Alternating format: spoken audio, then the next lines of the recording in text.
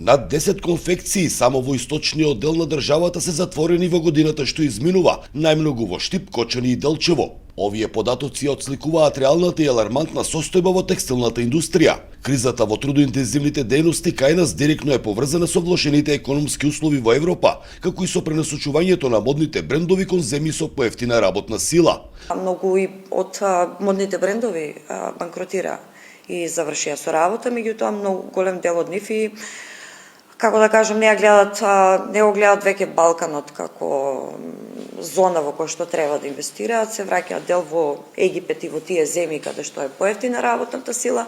Дополнителен проблем е што неголемиот дел од инвеститорите кои ги затворија конфекциите се странски компании кои немаат имот или регистрирани средства во земјава, што значително ја отежнува можноста за навремена реакција и наплата на заостанатите плати. Голем број работници останаа и без работа и без пари за сработеното. Беа и под кирија, апсолутно нема ништо на нивно име, иако УЈП отидоа направија увид заедно со трудов инспекторат, сепак тешко бидејќи што ќе продадеш од тие машини за да им ги платиш платите. Моментално имаме исто затварање на една фирма која што брои некаде околу 35 работници на неопределено работно време.